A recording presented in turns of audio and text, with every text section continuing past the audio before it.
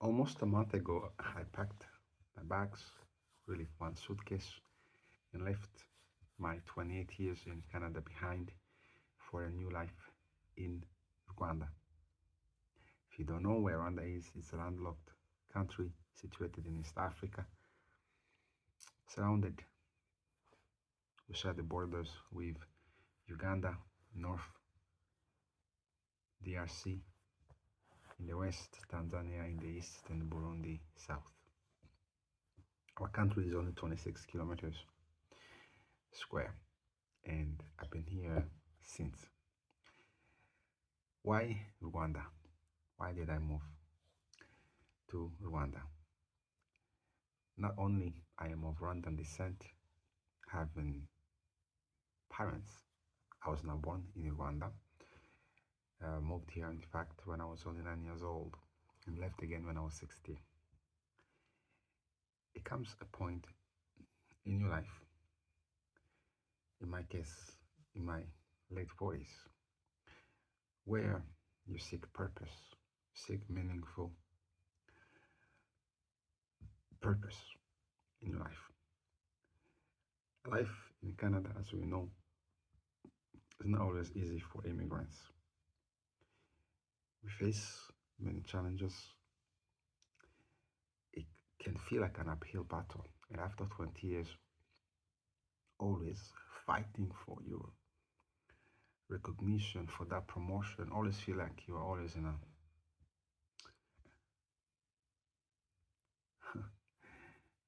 this mode of almost intense moments. It doesn't end, guys. There's always something that happens, and this is not to say that it's for everyone. But when you get in that circle, well, yeah, you realize that, well, what is it? Why is it? Um, 5 years ago, that was in 2020, 2020 actually, during the pandemic. This has never been shared up until now. The, um, the situation at that time was overwhelming for me. I think most of us, black people, for lack of a better word, we felt that tense moment, seeing a human being assassinated on live TV. While it's not new, but it really struck a chord with me and led me to some form of sadness, deep sadness and depression, and really questioning why is it that our people have to be assassinated our way? What did we do to the world? And it made it difficult for me to stay in Canada, so I packed my bags and came to Rwanda, where I felt I could just get some peace and stay away from all this negativity and so on. It's not easy, guys. But before leaving, I had requested good leave. I had explained the situation, and I had the approval from HR. Um, yes, at that time I had a company in Rwanda, which I had also mentioned. But I said, look, in this case, I need a health break. And they asked me to provide a doctor's note, which I did. But as soon as I arrived here, after a while, a few weeks, they stopped paying me because my supervisor at that time went and really dug into my life, went into my LinkedIn, my social media, everything. She had a goal, you can understand, to take me down with every means possible. And before I knew it, they built a case against me. It wasn't fair. I wish they had given me at least time to explain myself. I mean, I guess I had doctor's note and I had to follow up, and I guess that was really unusual circumstance. And I kept saying, just like people go gardening, well, for me, the hobby was the company, but I needed here a medical break, which was supported by a doctor. They were gone for months without paying my um, my leave. When you go and live in Canada, there's a medical pay. It's not a full salary, but also you deserve it because you're paying your insurance. But they really took away my pay for 4 months.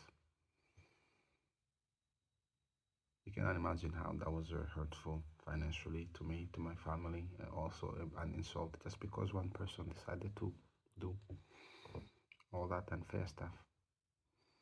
There are people like that in Canada.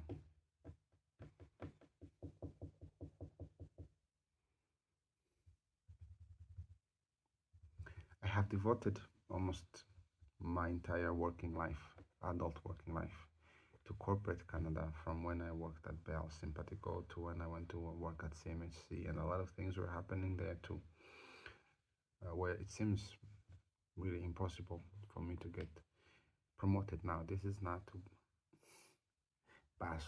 I love Canada. It has been a great place for me to live, but those are the realities some of us go through. And we must be silent when we go through those moments, because if you speak out, then you're a troublemaker. If you're in Canada, you understand. That being said, amidst all of those things, I felt compelled to find my purpose, to find my path. And that path has led me home in Rwanda. Is this perfect? No. No. There's a lot of sacrifices that I'm making, that my family, my kids, my spouse, we are making. I like to say on my LinkedIn that I'm here to build. I'm here to be part of this ecosystem. Listen to this. If you're not valued where you are or where you went, then find another place where you will be valued, perhaps loved and respected, where you can create an impact, an everlasting impact. Ever since I landed in Rwanda, I've participated in many conferences. I've been invited to speak at 2 events so far. Many more will come. I've created an impact by empowering the youth, held a meet and greet where 20 plus people came. But there are challenges, guys. There are many challenges, one of which is, I have to survive. Bills have to be paid here as well, as much as they have to be paid in Canada. I would like to share this journey with you. Perhaps you're going to feel motivated. You're going to feel the drive that I've had and the courage, especially for you African diaspora who are suffering in your adopted countries. I know, working 4, 5, 10 jobs and not really feeling that you're making a dent in your career, or being underpaid. Yes, we are underpaid. So what's the point? Maybe we need to come back home, because our life started here after all. Subscribe to this channel and follow this journey. It's now 4 a.m. in beautiful Kigali, Rwanda, a land of 1,000 hills, full of opportunity. Maybe this is not gonna work out. Maybe I will go back to Canada crying like a... But at least I would have made that jump. I would have